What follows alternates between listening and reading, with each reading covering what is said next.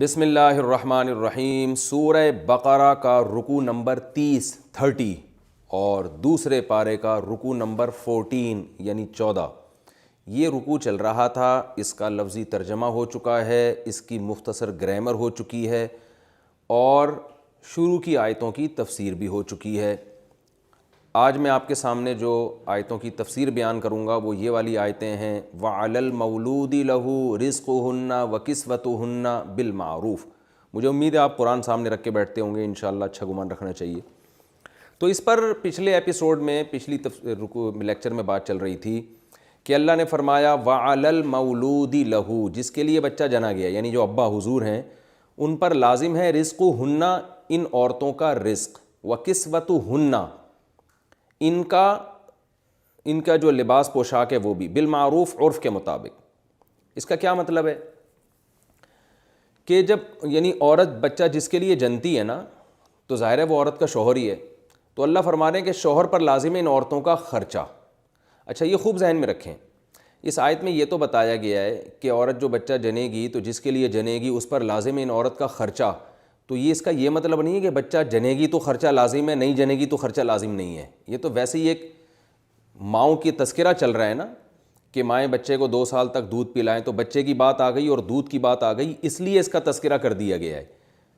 اس کو کہتے ہیں قید اتفاقی، یعنی اتفاقی کا مطلب ہوتا ہے یہ جو قید اللہ نے لگائی ہے کہ بچے کی ماں کا خرچہ بچے کے باپ کے ذمے ہے، تو یہ محض یہ بتانے کے لیے کہ پیچھے تذکرہ ماں کا چل رہا ہے، تو اصل مقصد یہ نہیں ہے کہ بچے کی ماں اگر وہ نہیں ہوگی تو خرچہ نہیں ہوگا۔ یعنی ہم ایسے ہے جیسے ہم اس کی میں ایک یوں مثال دیتا ہوں، جیسے کسی مفتی کے پاس کوئی کیس آئے اور ایک عورت اپنے بچوں کو لے کر آئے اور کہے میرا میاں مجھے خرچہ نہیں دیتا اور میں کیا کروں، میں بچوں کی ماں ہوں، یہ بچوں کا باپ آپ کے سامنے بیٹھا ہوا ہے، اس سے پوچھیں، تو میں کیا کہوں گا؟ بھائی بچوں کے باپ کے ذمہ ہے کہ بچوں کی ماں کو کھلائے، تو فوراً وہ کہتے کہ اچھا اگر بچے نہیں ہوتے تو پھر واجب نہیں تھا، تو یہ بات اس کی غلط ہوگی۔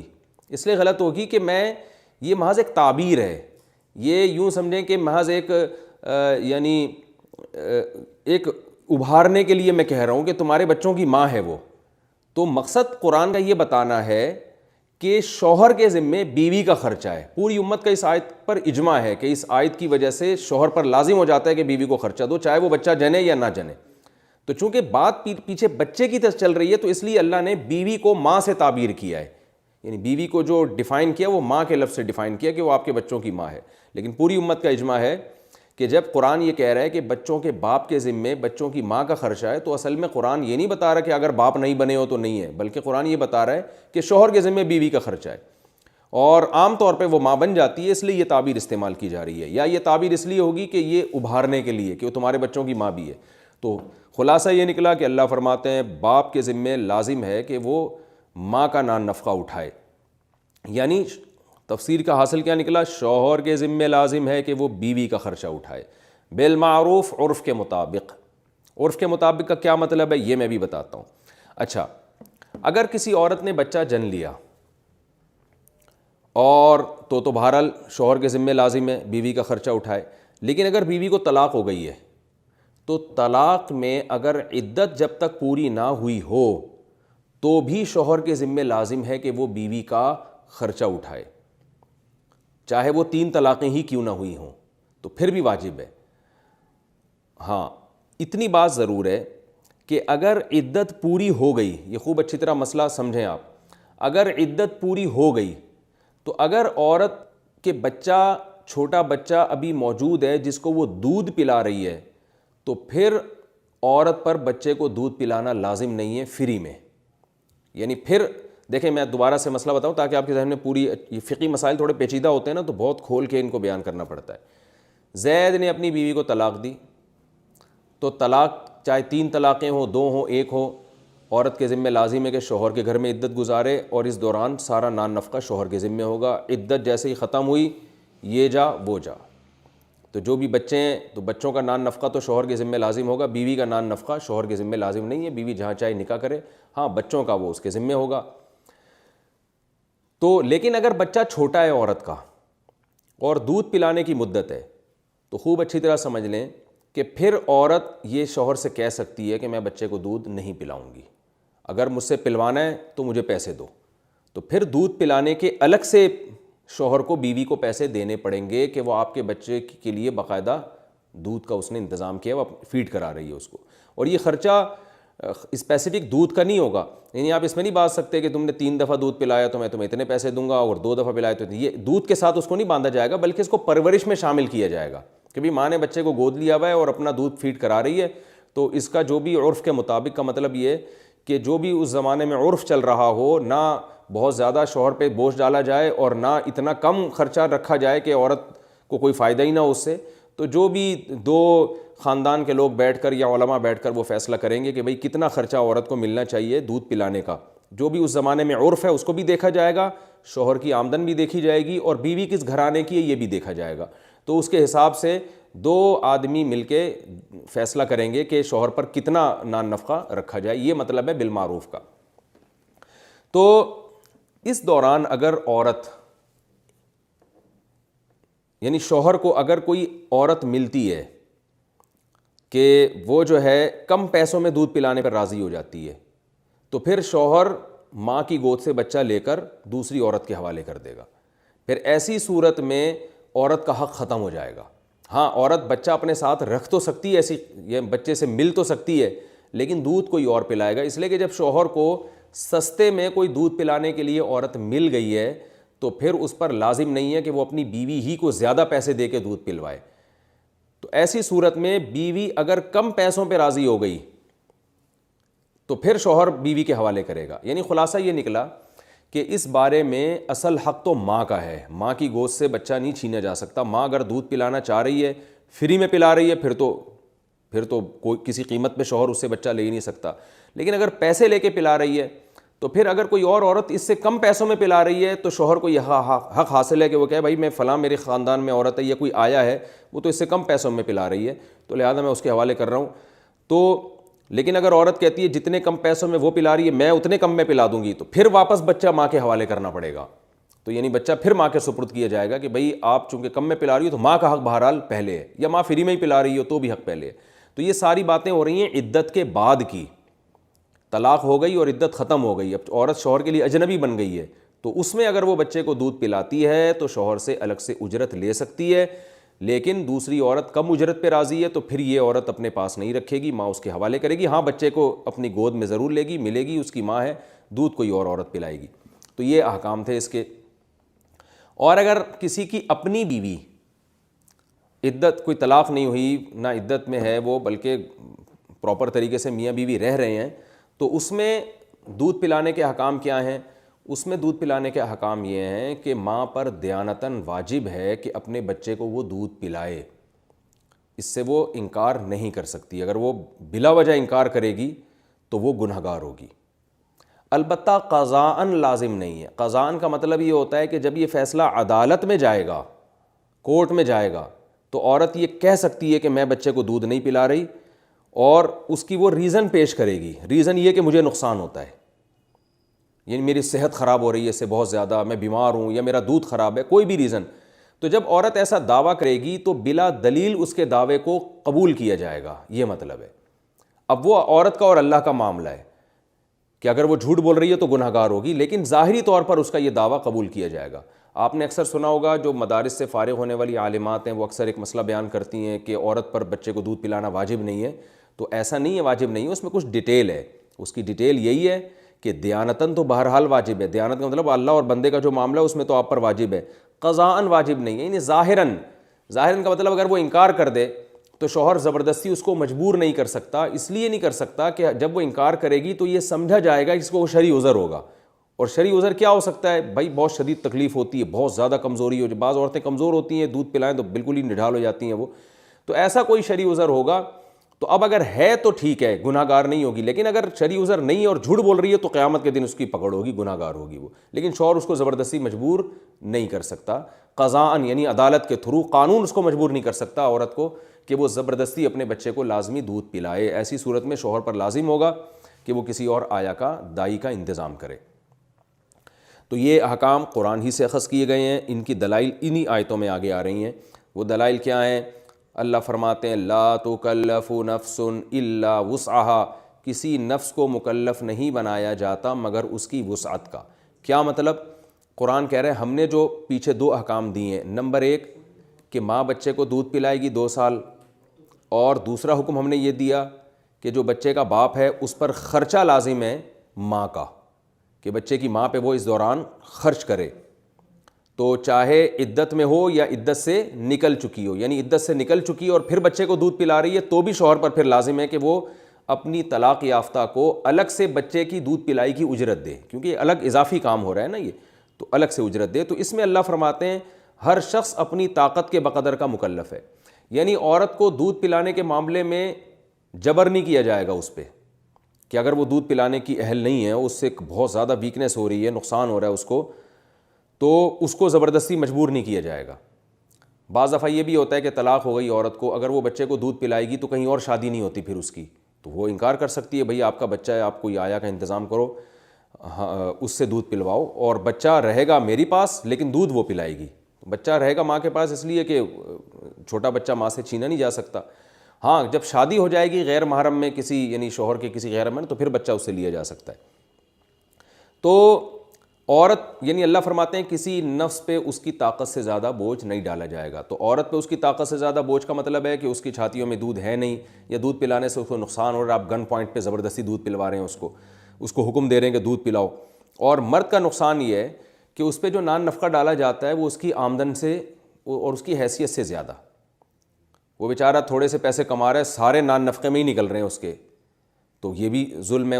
اس کو دیکھا جائے گا کہ اس نے دوبارہ شادی کی ہے تو اس کی بیوی کا خرچہ کتنا ہے، اس کے بچوں کا خرچہ کتنا ہے، تو اس حساب سے مینیج کر کے اس کے اوپر بوجھ ڈالا جائے گا۔ اور سورہ طلاق میں اللہ نے اس کو اور مزید تفصیل سے بیان کیا ہے کہ علی الموسری قدرہ وعلی المقتر قدرہ، مالدار پر جو نان نفقہ ہے اس کی مالداری کے حساب سے ہوگا، اس سے زیادہ پیسے لیے جائیں گے، غریب پر اس کی غربت کے حساب سے پیسے لیے جائیں گے۔ تو آگے اللہ نے اسی کو مزید وضاحت سے بیان کیا، لا تضار والدۃ بولدہا، نہ تو بچے کی وجہ سے ماں کو نقصان پہنچایا جائے، ولا مولود لہ بولدہ، اور نہ بچے کی وجہ سے اس کو نقصان پہنچایا جائے جس کے لیے بچہ جنا گیا، یعنی باپ کو بھی نقصان نہیں پہنچایا جائے۔ باپ کا نقصان کیا ہے کہ اس پر بچے کا خرچہ اس کی استطاعت سے زیادہ ڈالا جائے، یہ بھی نقصان ہے۔ دوسرا نقصان، بچے کو اس سے ملنے نہ دیا جائے، خصوصاً طلاق کے بعد مائیں چھین کے غائب ہو جاتی ہیں، بچہ مارکیٹ سے شاڑ ہو جاتا ہے، یہ بھی نقصان ہے۔ اور جو ہے ماں کا نقصان کیا ہے کہ وہی ہے کہ اس سے بچہ چھین لیا جائے، یہ بھی ماں کا نقصان ہے، یا بچے کو اس سے ملنے، اگر شادی کرتی ہے تو بچے کو اس سے ملنے نہ دیا جائے۔ دوسرا، اس کے دودھ ہے نہیں اور زبردستی اس کو دودھ پلانے پر مجبور کیا جا رہا ہے، یا اسے جبر کیا جا رہا ہے کہ وہ لازمی یہ کام کرے، تو یہ اللہ فرماتے ہیں بچے کی وجہ سے نہ باپ کو نقصان پہنچاؤ نہ ماں کو نقصان پہنچاؤ۔ وعلی الوارث مثل ذلک، آگے اللہ نے فرمایا وارث پر بھی اسی جیسی ذمہ داری ہے۔ وارث کسے کہتے ہیں؟ بہت اہم آیت ہے۔ کیا مطلب کہ بچے کے جو دیگر وارث ہیں نا، ان پر بھی بچے کی ایسی ہی ذمہ داری ہے۔ اور وارث جب بنتے ہیں جب باپ کا انتقال ہو جائے، یعنی باپ کی موت ہو جائے۔ کیا مطلب کہ باپ کے ذمہ ہے کہ بچوں کا خرچہ باپ اٹھائے گا، تو فقہا کا اس پر اجماع ہے کہ بچے کا سارا خرچہ باپ بھرے، اس میں کوئی باپ کے ساتھ شریک نہیں ہے۔ ماں 1 روپیہ بھی خرچ نہ کرے تو شریعت اس سے مطالبہ نہیں کرتی، چاہے کروڑ پتی ہو ماں، لیکن باپ پہ ساری ذمہ داری ہیں بچے کی۔ لیکن اگر باپ کی ڈیتھ ہو جائے تو پھر کس پہ خرچہ آئے گا؟ تو پھر اللہ نے فرمایا کہ وہ آئے گا وارث پر۔ وارث کا مطلب جو بچے کے وارثین ہیں۔ تو اور وارث کا جو مطلب ہے نا، اس میں اللہ نے بتا دیا کہ یعنی جو بچوں کے دیگر رشتہ داروں پہ جو خرچہ آئے گا اس کی وجہ یہ ہے کہ وہ بچے کے وارث ہیں، تو وارث ہونے کی وجہ سے خرچہ آ رہا ہے، تو لہذا جو جتنا وارث ہے اس پر اتنا ہی خرچہ آئے گا۔ اسی آیت سے فقہا نے یہ بھی استدلال کیا ہے، یعنی یہ فرض کیا جائے گا کہ بچے کی اگر ڈیتھ ہو جاتی ہے اور بچے کے پاس جائیداد ہو یا وراثت ہو، تو فرض کیا جائے گا کہ بچے کے پاس اگر وراثت ہوتی ہے، اس کی ڈیتھ ہو جاتی ہے، تو اس کے کس وارث کو اس کی وراثت میں سے کتنا حصہ ملے گا، کتنی پرسنٹیج ملے گی، تو وہ پرسنٹیج کے حساب سے ہر ایک پر بچے کا نان نفقہ لازم ہو جائے گا۔ میں اس کی آسان مثال دیتا ہوں۔ جیسے ایک بچے کی ڈیتھ ہوئی، اب اس کے رشتہ داروں میں اس کی ماں ہے اور اس کا دادا ہے، یعنی ابا تو نہیں ہے لیکن دادا زندہ ہے، تو شریعت یہ کہتی ہے کہ کسی بھی شخص کا جب انتقال ہوتا ہے تو اس کی وراثت میں اگر کوئی اور رشتہ دار نہ ہو تو پھر ماں کو 1/3 وراثت ملتی ہے اور دادا کو 2/3 وراثت ملتی ہے، یعنی 66% دادا کو ملتا ہے اور 33% اس شخص کو ملتا ہے جس کا انتقال ہوا، بشرطے کہ بھائی اور یعنی بشرطے کہ جو ہے نا آگے میت کی اولادیں نہ ہو۔ تو ظاہر ہے بچہ تو بچہ، اس کی اولادیں تو نہیں ہوتی نا، اگر عورت ہے تو اس کا شوہر بھی نہیں ہے، بیوی ہے مرد ہے تو اس کی بیوی بھی نہیں ہے۔ تو بچہ جب فرض کریں کہ اگر ڈیتھ ہو گئی تو اس کے وارثوں میں صرف اس کی والدہ ہیں اور دادا ہیں، تو والدہ کو ملتا 1/3 اور دادا کو ملتا 2/3۔ تو اب چونکہ بچے کی ڈیتھ ہوئی نہیں ہے، بچے کے باپ کی ڈیتھ ہو گئی ہے، تو اب بچے کا جو ماہانہ خرچہ ہے نا، جو دو عادل عدل والے بیٹھ کے فیصلہ کریں گے کہ اس بچے کی منتھلی جو ہے وہ ایکسپنسز جو ہیں وہ کتنے ہیں، اس پہ کتنا خرچ ہوتا ہے۔ مثال کے طور پر بچے پہ خرچ ہوتا ہے، آپ یوں سمجھ لیں کہ 33,000 روپے خرچ ہوتا ہے بچے پر، یا اور آسان کر کے میں سمجھاتا ہوں 3,000 روپے خرچ، یہ مثال دے رہا ہوں، 3,000 روپے فار ایگزامپل خرچ ہوتا ہے۔ تو اگر یہ بچے کی ملکیت میں 3,000 ہوتے اور بچہ مر جاتا تو ان 3,000 میں وراثت میں 1,000 اماں کو ملتے اور 2,000 دادا کو ملتے۔ اب بچہ مرا نہیں ہے تو اب اس کا مطلب یہ ہے کہ اس بچے کے منتھلی خرچہ اگر 3,000 ہے تو اس 3,000 میں دادا حضور سے 2,000 لیے جائیں گے اور اماں حضور سے 1,000 لیا جائے گا۔ گورنمنٹ مجبور کرے گی دادا کو کہ آپ نے ہر مہینے 2,000 روپے بچے پہ خرچ کرنے ہیں، اور ماں کو مجبور کرے گی آپ نے ہر مہینے 1,000 روپے بچے پہ خرچ کرنا ہے، تاکہ اس بچے کے جو خرچے ہیں وہ پورے ہو جائیں۔ میرا خیال ہے انشاءاللہ آپ کی سمجھ میں بات آ گئی ہوگی۔ لیکن ان وارثوں میں ایک شرط یہ ہے کہ یہ صرف ان وارثوں پہ خرچہ آتا ہے جو بچے کے محرم ہوں، نامحرم وارثوں پہ خرچہ نہیں آتا۔ بعض دفعہ چچا زاد بھائی بھی وراثت کا وارث بن رہا ہوتا ہے، لیکن شریعت میں چچا زاد بھائی پر لازم نہیں ہے کہ وہ اپنی چچا زاد بھائی پہ خرچ کرے۔ تو محرم وارث اسے کہتے ہیں جس سے زندگی میں کبھی نکاح نہیں ہو سکتا، یعنی اگر بچے کو لڑکی فرض کیا جائے اور اس وارث کو لڑکا فرض کیا جائے تو ان دونوں کا نکاح نہیں ہو سکے کبھی بھی آپس میں۔ تو کزن جو ہے نا، ان میں اگر ایک بھی عورت ہو تو ان کا نکاح ہو سکتا ہے، لہذا کزن پہ خرچہ نہیں آئے گا یہ، اور دونوں میں سے کسی ایک کو بھی مرد یا عورت فرض کر لے۔ تو جو محرم وارث ہیں، محرم جیسے بھائی ہے، بہن ہے، ماں ہے، دادا ہے، یہ سارے محرم وارث ہیں، تو ان محرم وارثوں پہ خرچہ آتا ہے، نامحرم وارثوں پہ خرچہ نہیں آتا، کیونکہ قرآن مجید نے جو رشتہ داری میں سب سے پہلے محرم کو ترجیح دی ہے، تو محرم اگر اس پہ خرچ نہیں کریں گے تو یہ قطع رحمی کہلائے گی۔ تو یہ مطلب ہے وَعَلَى الْوَارِثِ مِثْلُ ذَلِكَ کا۔ میرا خیال ہے بات آپ کی سمجھ میں انشاءاللہ آ گئی ہوگی کہ اگر یہ باپ نہیں ہے، جب تک باپ ہے تو پھر تو سارا خرچہ باپ پر ہے، ماں پر 1 روپیہ بھی نہیں ہے۔ جہاں باپ کی ڈیتھ ہوئی تو فوراً دیکھا جائے گا بچے کے محرم وارث کون کون سے ہیں، اور ان محرم وارث کو لا کے بٹھایا جائے گا، اور یہ سوچا جائے گا کہ آج اگر بچے کی ڈیتھ ہو جائے گی تو ان وارثوں کو کتنی پرسنٹیج کے حساب سے خرچہ ملے گا۔ تو ان کو فوراً بتایا جائے گا بھائی بچے کے ٹوٹل مصارف آ رہے ہیں جی 20,000 25,000 10,000 5,000 جو بھی آ رہے ہیں، اس میں دیکھا جائے گا بچہ کس خاندان سے بلانگ کرتا ہے، تو جناب آپ سب پر اتنے پیسے واجب ہیں۔ اچھا، اس میں یہ بھی ضروری ہے کہ جس محرم وارث پر خرچہ آئے گا وہ اس کا مالدار ہونا بھی ضروری ہے، اس میں غریب وارثوں پہ خرچہ نہیں آتا۔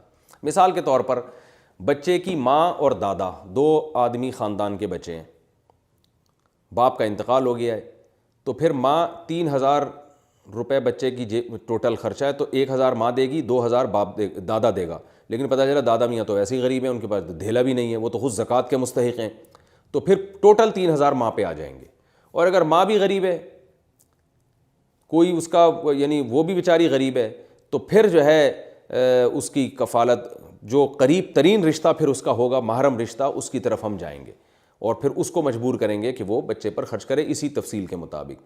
تو یعنی 3 شرطیں ہو گئیں کہ باپ اگر نہیں ہے تو پھر بچے کا خرچہ 3 شرطوں جس میں پائی جائیں گی نا اس پر آئے گا۔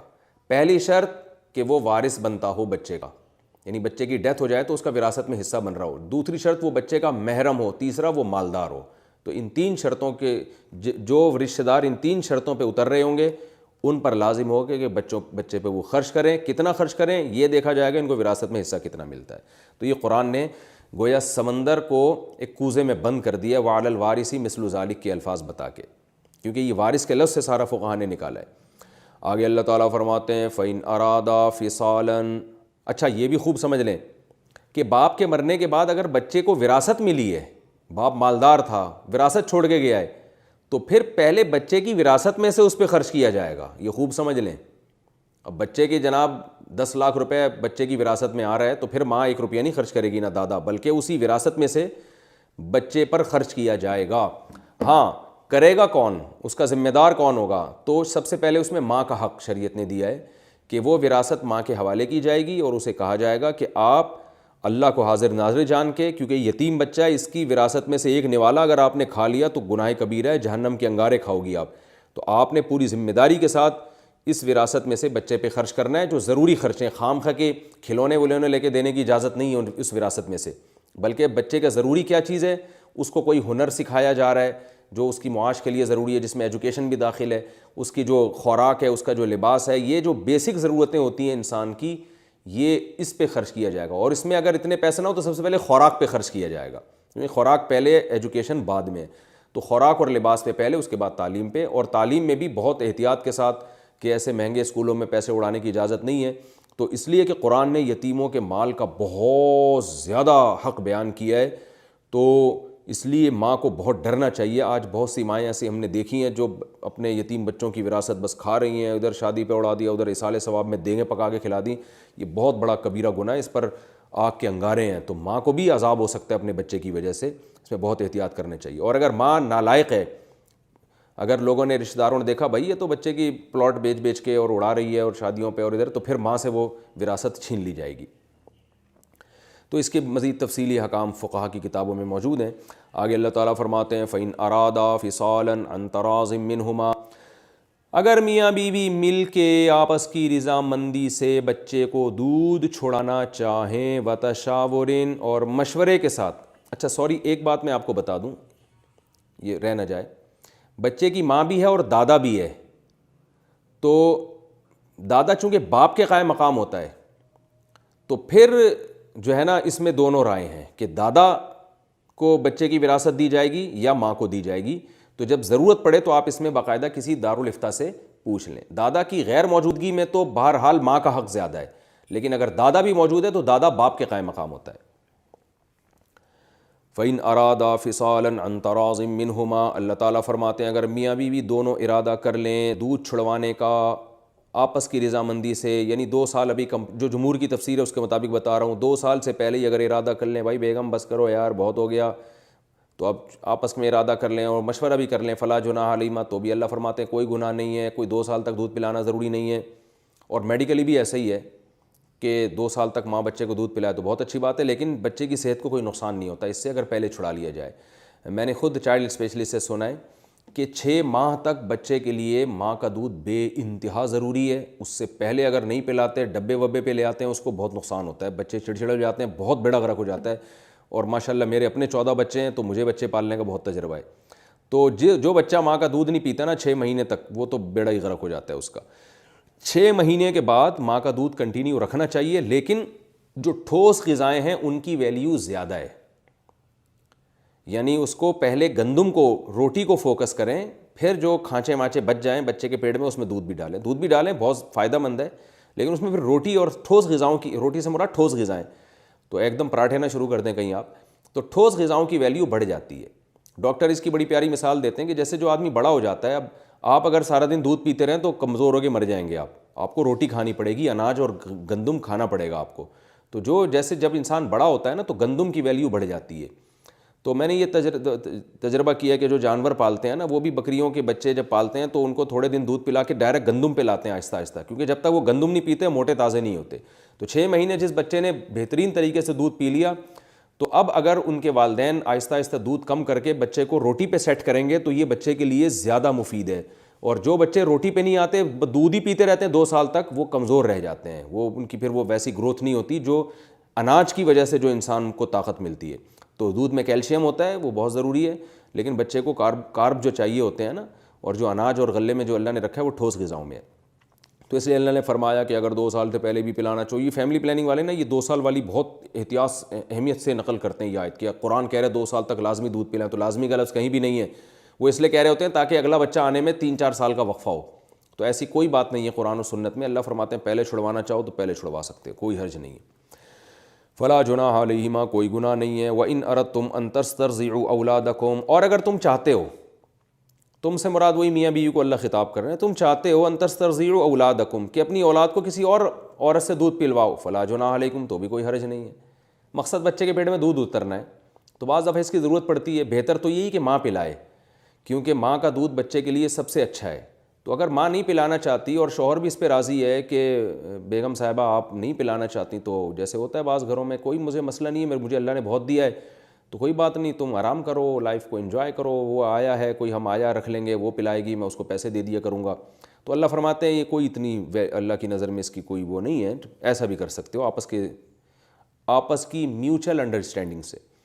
فلا جناح علیکم, اللہ فرماتے ہیں تو بھی کوئی گناہ نہیں ہے. اذا سلمتم ما آتیتم بالمعروف, بشرطے کہ جو اجرت تم نے طے کی ہے وہ عرف کے مطابق دے دو. اللہ میاں کو پتہ تھا کہ مسلمان, شاید ہماری حرکتیں اللہ میاں کو معلوم ہیں, اس لیے اللہ فرماتے ہیں کہ ایسا نہ ہو دائی رکھو, اس سے دودھ تو پلواؤ لیکن اس کو پیسے پورے نہ دو, کیونکہ وہ 2 سال تک پلائے گی دودھ, اس کو بار بار ضرورت پڑے گی, تو اس کو تڑپاؤ نہیں, ترساؤ نہیں. پیسوں کا جہاں بھی معاملہ آتا ہے قرآن تاکید کر دیتا ہے کہ جو بھی عرف کے مطابق اجرت طے ہوئی ہے وہ تم نے پابندی سے ادا کرنی ہے. ایسا نہیں کرنا کہ اس سے خدمت لے لی اور اس کا حق ادا کرنے کا ٹائم آئے تو ڈنڈی مار رہے ہو, کیونکہ اب وہ دودھ نکلوائے گی تھوڑی.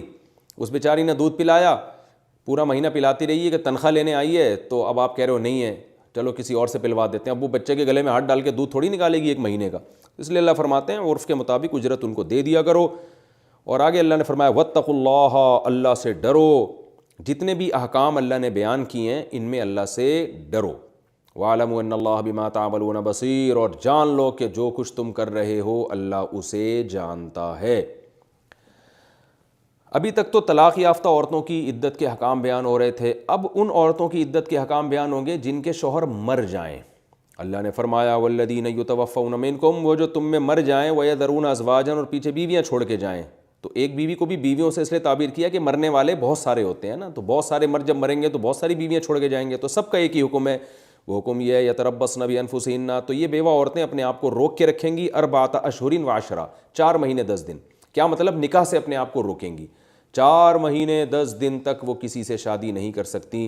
قرآن میں سورہ طلاق میں اللہ نے فرمایا 28ویں پارے میں کہ یہ ان لوگوں کے بارے میں ہے جن کو حمل نہ ہو. جس عورت کو پریگننسی ہے تو اس کے بارے میں سورہ طلاق میں وَأُولَاتُ الْأَحْمَالِ أَجَلُهُنَّ أَن يَضَعْنَ حَمْلَهُنَّ, کہ حمل والی عورتوں کی عدت جب پوری ہوگی جب بچہ جن دیں. اور حدیث میں آتا ہے کہ ادھر شوہر کا انتقال ہوا, اس کی میت ابھی تختے پہ پڑی ہوئی ہے, غسل دیا جا رہا ہے, دفنائی بھی نہیں ہے, اور ادھر اس کی بیوہ کے بچے کی ولادت ہوئی, ولادت ہوتے ہی عدت ختم. تو وہ 1 منٹ کی عدت بھی ہو سکتی ہے, شوہر پہلے مرے اور فوراً عورت کے بچہ ہو جائے تو عدت ختم. لیکن ادھر بچہ ہوا اور اگلے لمحے شوہر مر گیا تو پھر 4 مہینے 10 دن عورت کو عدت گزارنی پڑے گی. تو اللہ فرماتے ہیں کہ فَإِذَا بَلَغْنَ أَجَلَهُنَّ, اچھا ہاں, کسی عورت کو حمل ٹھہرا ہوا ہے اور 9 مہینے کا حمل ہے ابھی, یعنی 9 مہینے پورے کرنے اس نے, تو 4 مہینے 10 دن میں عدت پوری نہیں ہوگی, اس کی عدت بڑھ جائے گی, یعنی جب تک بچہ پیدا نہیں ہوگا عدت ختم نہیں ہوگی. آگے اللہ فرما رہے ہیں بس جب وہ اپنی عدت کو پہنچ جائیں, فلا جناح علیکم فیما فعلن فی انفسہن بالمعروف, تم پر کوئی گناہ نہیں ہے اس کام میں جو وہ اپنی ذات کے بارے میں کریں عرف کے مطابق. یہاں بھی وہی مراد ہے کہ پھر وہ اپنی زندگی کا خود فیصلہ کر سکتی ہیں. یہاں بھی مراد نکاح ہی ہے کہ اپنی ذات کے بارے میں اگر کوئی فیصلہ کرتی ہیں, کیونکہ اللہ نے دوبارہ نکاح کا تذکرہ اس لیے نہیں کیا کہ جو پہلے اس کا تذکرہ ہو چکا ہے. تو اللہ فرماتے ہیں کہ جب وہ ان کا پرسنل مسئلہ ہے, ان کی پرسنل لائف ہے, تو اس کے بارے میں یعنی اس تعبیر میں گویا ہمیں ترغیب دی جا رہی ہے کہ کسی کی ذات میں زبردستی مداخلت مت کرو. تو اللہ فرماتے ہیں اگر وہ اپنی ذات کے بارے میں کوئی فیصلہ کرنا چاہیں فلا جناح علیکم, تم پر کوئی گناہ نہیں ہے. تو تم پر کوئی گناہ نہیں کا تذکرہ اس لیے کیا کہ عام طور پہ لوگ اس کو سمجھتے تھے زمانہ جاہلیت میں کہ ہم پر گناہ ہوگا, ہماری غیرت کے خلاف ہے. غیرت کو گناہ سے گویا تعبیر کیا جا رہا ہے. یعنی جب کسی عورت کا شوہر مر جاتا تھا, عدت پوری ہو جاتی تھی, تو زمانہ جاہلیت میں بیوہ کو نکاح نہیں کرنے دیا جاتا تھا. آج بھی نہیں کرنے دیا جاتا. لوگ بولتے ہیں بچے ہو, ابھی تمہیں ضرورت کیا ہے, ان بچوں کا خیال کرو. اور اس بارے میں ایک موضوع حدیث بھی سنائی جاتی ہے کہ جو بیوہ عورت بچوں کی خاطر نکاح نہیں کرے گی وہ قیامت کے دن میرے ساتھ ہوگی. یہ حدیث ابو داؤد کی اور ضعیف حدیث ہے, اور قرآن کی اور دیگر احادیث کے خلاف بھی ہے. قرآن میں علی الاطلاق نکاح کی ترغیب ہے, چاہے بیوہ ہو یا طلاق یافتہ ہو. انکحوا الایام, سورہ نور میں آتا ہے کہ جو بغیر نکاح کے گھوم رہے ہیں نا, ان کا نکاح کرا دیا کرو، اس میں کوئی قید نہیں ہے۔ علماء نے لکھا ہے اس میں سب قسم کی عورتیں مرد داخل ہیں، جو بھی عورت شوہر کے بغیر ہوگی یا شوہر بیوی کے بغیر ہوگا سب اس میں داخل ہے۔ تو اللہ فرماتے ہیں کہ اگر وہ کچھ، تو ہاں میں یہ عرض کر رہا تھا کہ عرب یہ سمجھتے تھے کہ بھئی بیوہ ہو گئی ہے اب کہیں اور شادی کرنا غیرت کے خلاف ہے، ہماری بہو کسی اور کے گھر میں جائے، یا آج بعض علاقوں میں ایسا ہوتا ہے کہ جب بیوہ عورت ہوتی ہے تو زبردستی اس کی شادی دیور سے کرائی جاتی ہے، یعنی اس کہا جاتا ہے کہ اگر تم نے اپنے مرحوم شوہر کے بھائی سے نکاح کرنا ہے پھر تو ٹھیک ہے، کہیں اور اجازت نہیں ہے، گویا ہماری غیرت کے خلاف ہے، اور یہ گویا ہم پر گناہ ہوگا اس کا کہ ہماری غیرت کسی اور کے پاس چلی گئی۔ تو اس لیے اللہ فرماتے ہیں کوئی گناہ نہیں ہے بھائی اس میں، اس کو غیرت کا مسئلہ نہیں بناؤ۔ تو اور اس سے پہلے والی آیت میں بتا دیا کہ تمہیں روکنے کی اجازت نہیں ہے، اس کو گناہ ملے گا، یعنی گناہ اس میں نہیں ہے کہ تم اس کو کہیں نکاح نہیں کرنے دیتے، بلکہ گناہ اس میں ہے کہ گناہ اس میں نہیں ہے کہ تم اس کو نکاح کرنے دیتے ہو، بلکہ گناہ اس میں ہے کہ تم اس کو نکاح نہیں کرنے دیتے، تو اس میں گناہ ملے گا تمہیں۔ تو عورت اپنے دیور سے کرنا چاہے، بیوہ عورت اس سے بھی نکاح کر سکتی ہے، اور خاندان سے باہر نکاح کرنا چاہے اس سے بھی نکاح کر سکتی ہے۔ اور قرآن میں یہ جو اللہ نے بتا دیا کہ اپنے بارے میں جو فیصلہ کرے اس کو رائٹ ہے، تو اس میں یہ بھی ہے کہ اگر وہ نکاح نہیں کرنا چاہتی تو بھی اس کو حق ہے، پھر زبردستی اس کا نکاح بھی نہیں کرا سکتے۔ یہ بھی بعض علاقوں میں ہم نے دیکھا ہے دستور ہے کہ کان سے پکڑ کے زبردستی اس کو کسی کے حوالے کر دیتے ہیں۔ تو اس رکوع میں 3 قسم کے حکام بیان ہو گئے کہ جہاں نکاح نہیں کرنا چاہے گی تو بھی زبردستی نہیں، کرنا چاہے گی تو بھی نہیں روک سکتے، جہاں چاہے گی وہاں بھی نہیں روک سکتے۔ اتنا اللہ نے اس عورت کو حق دیا ہے کہ تمہیں اس میں روکنے کا رائٹ نہیں ہے۔ آگے اللہ تعالیٰ کا ارشاد ہے، ہاں بالمعروف کا مطلب عرف کے مطابق، ان قاعدے کے مطابق کا مطلب یہی ہے کہ شریعت کے مطابق نکاح کرے۔ ایسی کسی سے دوستی لگانا چاہے، بھاگنا چاہے کہ وہ کہے کہ بھئی قرآن میں تو اللہ نے فرمایا کہ فلا جناح علیکم فیما فعلن فی انفسہن بالمعروف، عورت اپنی پرسنل لائف میں کچھ کرنا چاہے تو تم اس کو نہیں روک سکتے، تو میری پرسنل لائف ہے میں جو مرضی کروں، تو جو مرضی میں اللہ نے بالمعروف میں بتا دیا۔ جو مرضی کا مفہوم اتنا وسیع نہیں ہے کہ کہیں بھی کسی کے ساتھ پتلی گلی سے نکل رہی، بھاگ گئی اور دوستیاں لگا رہی ہے، فون پہ باتیں کر رہی، نہ عرف کے مطابق جو شریعت کا عرف ہے، جو اسلام نے بتایا وہ کیا ہے کہ نکاح جو پراپر قانون کو فالو کر رہی ہے اگر وہ، تو اس کے مطابق اس کو اپنی نجی زندگی کے نجی فیصلے کرنے کی مکمل پرمیشن ہے۔ واللہ بما تعملون خبیر، جو کچھ تم کرتے ہو اللہ اس سے واقف ہے۔ ولا جناح علیکم فیما عرضتم به من خطبۃ النساء، چونکہ بیوہ عورت کا تذکرہ آیا تو صحابہ کرام میں یہ ہوتا تھا کہ عورت جب بیوہ ہو جاتی تھی تو فوراً نکاح کے دھڑا دھڑ پیغامات آنا شروع ہو جاتے تھے۔ کیوں پیغام آتے تھے؟ اس لیے کہ 3-4 شادیوں کا رواج تھا، معذرت کے ساتھ جب رواج زیادہ تھا تو سپلائی کے مقابلے میں ڈیمانڈ زیادہ تھی، یعنی عورتیں پیدا تو اتنی ہوتی ہیں جتنے مرد ہوتے ہیں، لیکن ایک آدمی نے 2-2 3-3 رکھی ہوئی ہیں، تو ظاہر ہے نکاح کے قابل عورتیں بچتی نہیں تھیں۔ جو مالدار ہوتے تھے 2-2 3-3 4-4 بیویاں رکھ لیتے تھے، تو بہت سے لوگ انتظار کرتے تھے کہ کوئی عورت بیوہ ہوگی تو ہم اس سے شادی کریں گے۔ دیکھیں اس میں یہ بھی حکمت ہے 2-3 شادیوں کے رواج میں کہ اس سے عورت کی ویلیو بڑھ جاتی ہے۔ تو غریب عورتیں مالدار مردوں سے شادی کر لیتی ہیں، ان کو مالدار مرد مل جاتے ہیں اور اپنی سے اچھے مرد مل جاتے ہیں، اور جو عورت بیوہ ہوتی ہے اس کو فوراً نکاح کے پیغام آ جانا شروع ہو جاتے ہیں، کیونکہ بہت سے مرد بغیر بیوی کے گھوم رہے ہوتے ہیں۔ تو یہ بھی 4 شادیوں کی حکمتوں میں ایک بہت بڑی حکمت ہے جو میں روتا پیٹتا رہتا ہوں، شاید میں لوگوں کو سمجھا نہیں پا رہا اپنی بات۔ تو اللہ نے فرمایا کہ تو صحابہ یہ کرتے تھے کہ بھئی اب کوئی عورت بیوہ ہوئی ہے تو دھڑا دھڑ پیغام آ رہے ہیں، تو کوئی اور پیغام بھیج دے گا تو ہم نہیں بھیج سکیں گے، کیونکہ نبی صلی اللہ علیہ وسلم نے ارشاد فرمایا لا یخطب احدکم علی خطبتی اخیہ، کسی نے کسی عورت کی طرف نکاح کا پیغام بھیجا ہو تو تم نہیں بھیجو، یعنی جب تک وہاں سے ہاں یا نہ ہو جائے تو کسی کے پیغام پہ پیغام مت بھیجو۔ آج کل لوگ کباب میں ہڈی بن جاتے ہیں نا، ایک بات چل رہی ہے جا کے ان کا توڑوا دیا، تو خرید و فروخت میں بھی ایسے ہی ہے اور نکاح کے پیغام میں بھی۔ تو صحابہ کو ڈر یہ ہوتا تھا کہ یہ عورت بیوہ ہوئی ہے، اب لوگ پیغام بھیجیں گے تو کوئی بھی پہل کر دے گا تو ہم رہ جائیں گے، پھر ہمارے لیے تو بھیجنا حرام ہو جائے گا پیغام، تو اس لیے وہ بہت جلدی کرتے تھے۔ تو اس لیے اللہ نے فرمایا، اور قرآن میں آگے اللہ نے پابندی لگائی ہے کہ جب تک عورت کی عدت پوری نہیں ہو جاتی واضح لفظوں میں آپ اسے نکاح کا پیغام نہیں بھیج سکتے۔ کوئی عورت بیوہ ہوئی ہے نا تو عدت کے دوران آپ اس کو یہ نہیں کہہ سکتے کہ میں آپ سے شادی کرنا چاہتا ہوں، عدت کے بعد آپ پلیز مجھ سے شادی کیجئے گا، اتنی صراحت کی اجازت نہیں ہے۔ تو اس لیے اللہ نے فرمایا تم پر کوئی گناہ نہیں ہے کہ تم گول مول طریقے سے عورت کو نکاح کا پیغام بھیجو یا دل میں چھپا لو، یعنی دل میں ارادہ کر لو کہ میں نے تو کرنی یہی ہے، تو دل میں ارادہ کرنے پر کوئی پابندی نہیں ہے۔ گول مول طریقے سے بھیجنے کا مطلب کیا ہے کہ آپ پیغام یوں بھیج سکتے ہیں کہ آپ بیوہ ہو گئی ہیں، یا اس کے ابا کو پیغام بھیج دیں کہ آپ کی بیٹی کو طلاق ہوئی ہے، بیوہ ہوئی ہے، تو آپ فکر نہ کریں، اچھے لوگ ہیں الحمدللہ دنیا میں، آپ بے فکر رہیں، بس آپ بے فکر رہیں، اس طرح گول مول طریقے سے. یا ان کو ہدیے ودیے بھیج دیے، تھوڑا سا ایٹیٹیوڈ، جس دن سے اس کے میاں کا انتقال ہوا ہے اس کے ابا سے آپ نے کچھ زیادہ ہی دوستی لگا لی، ابا سمجھ جائیں گے کہ بھائی یہ کچھ پہلے تو ایسے ہی ملتا تھا، آج یہ پتہ نہیں کیوں بجھا جلا جا رہا ہے، تو سمجھ جائیں گے کہ یہ میری بچی سے نکاح کرنا چاہتا ہے. یا ان کو گفٹ دینا شروع کر دیے. تو کوئی بھی ایسا طریقہ جس سے ان کو اندازہ ہو جائے. تو یہ اندازہ اس لیے کرایا جائے گا کہ کہیں اور سے اگر وہ پیغام آتا ہے نا تو وہ ہاں کرنے سے پہلے آپ سے رابطہ کر لیں. اس گول مول بات کا مطلب یہ ہوگا کہ ایسا نہ ہو کہ ادھر عدت پوری ہوئی کسی اور نے پہلے بھیج دیا تو اب وہ آپ کی طرف نہیں آئیں گے اور آپ پھر پیغام بھیج بھی نہیں سکیں گے. تو پہلے گول مول، جیسے ایک صحابیہ کو طلاق ہوئی تھی، تو جب ان کی عدت پوری ہوئی ہے نا تو فرماتی ہیں میں نبی کے پاس آئی، کیونکہ کہتی ہیں کہ بہت سارے لوگوں نے مجھے نکاح کا پیغام بھیجا جیسے ہی میری عدت پوری ہوئی ہے، تو میں نبی صلی اللہ علیہ وسلم کے پاس آئی، کیونکہ نبی نے مجھے فرمایا تھا کہ جیسے ہی عدت پوری ہو نا میرے پاس آنا. تو وہ فرماتی ہیں میں سمجھ گئی کہ نبی صلی اللہ علیہ وسلم نے کوئی رشتہ میرے لیے دیکھا ہوا ہے. تو یہ بھی اشارہ تھا نا کہ بھائی جب عدت پوری ہو تو مجھے ضرور بتانا. تو یہ بھی اشارہ ہے کہ میرے پاس ایک رشتہ ہے. تو آپ نے یہ نہیں فرمایا کہ میں تمہیں فلاں کی طرف سے نکاح کا پیغام بھیج رہا ہوں، جیسے ہی عدت پوری ہو جائے فلاں سے نکاح کر لیں، یہ نہیں آپ نے فرمایا، بلکہ ان کو اشارہ دے دیا کہ عدت پوری ہو تو مجھ سے رابطہ کرنا.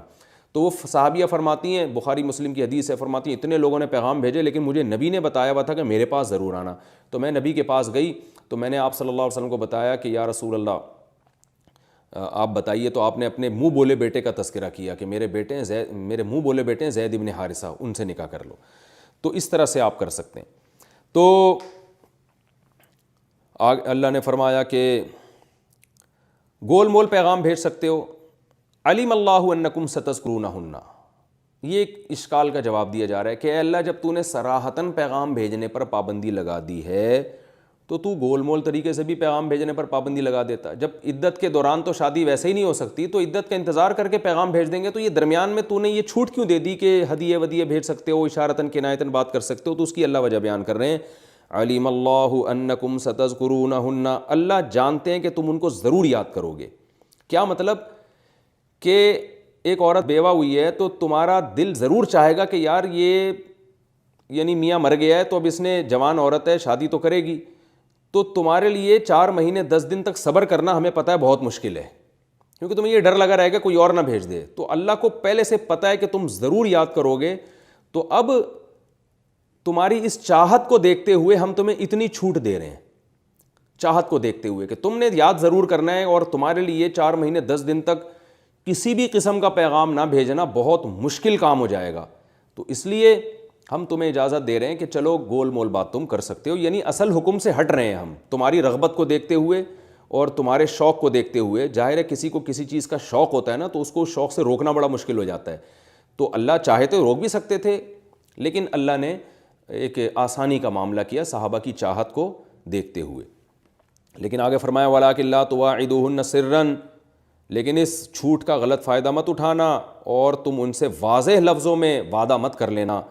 الا ان تقولوا قولا معروفا، ہاں گول مول طریقے سے قول معروف عمدہ بات کرنے کی تمہیں اجازت ہے، قاعدے کے مطابق بات کرنے کی اجازت ہے. وہ قاعدہ یہی ہے کہ گول مول بات کا پیغام بھیج سکتے ہو. ولا تعزموا عقدۃ النکاح حتى يبلغ الکتاب اجلا، اور نکاح کے عقد کا عزم مت کرو، پکا وعدہ مت کرو. یوں نہ کہو کہ ہماری طرف سے ڈن ہے، بس ادھر ہم نے پیغام بھیج دیا ہے. تو جب تک کہ عدت اپنے وقت کو نہیں پہنچ جاتی، عدت کے بعد ڈن کر سکتے ہو. وَاعْلَمُوا أَنَّ اللَّهَ يَعْلَمُ مَا فِي أَنفُسِكُمْ، خوب سمجھ لو کہ اللہ تمہارے دلوں کے حالات کو جانتا ہے. یعنی دل میں بھی اگر اللہ کی نافرمانی کا ارادہ کرو گے تو اللہ جانتا ہے. فاحذروا، سے ڈرو. وَاعْلَمُوا أَنَّ اللَّهَ غَفُورٌ رَحِيمٌ، اور اللہ غفور بھی ہے حلیم بھی ہے. غفور حلیم، غفور کا مطلب اب تک اگر تم سے کوئی کوتاہی ہوئی ہے تو توبہ کرو، اللہ معاف کرے گا. حلیم کا مطلب جو تم دیکھتے ہو کہ نافرمانی پہ عذاب نہیں آتا نا، تو اس کا یہ مطلب نہیں ہے کہ اللہ پکڑے گا نہیں، بلکہ حلیم ہے، بردبار ہے، برداشت کرتا ہے، اس نے ایک دن متعین کیا ہے. تو اللہ کی چھوٹ کو دیکھ کے اتراؤ مت، نافرمانی پر جرت مت کرو، اور مایوس بھی مت ہو کہ جو ماضی میں ہو چکا اسی کو لے کے بیٹھے ہوئے ہو، اس سے توبہ استغفار کرو. تو یہ بیلنس ہے، اعتدال ہے، اس اعتدال والی حالت میں چلو. یہ رکوع الحمدللہ اس کی تفسیر بھی مکمل ہو گئی. اب وقت ہمارا چونکہ کمپلیٹ ہو چکا ہے، اس رکوع میں علمی نکتے بھی بہت ہیں اور کوشش تو یہی تھی کہ ایک ہی ایپیسوڈ میں سارا ہو جائے، لیکن اب ممکن نہیں ہے، تو انشاءاللہ اگلے ایپیسوڈ میں اس رکوع میں جو ہمیں اسباق ملتے ہیں وہ نمبر وار بیان کروں گا، پھر اس کے بعد انشاءاللہ ہمارا رکوع نمبر اس کے بعد والا جو رکوع ہے وہ ہم انشاءاللہ بیان کریں گے۔ اللہ تعالی عمل کی توفیق عطا فرمائے۔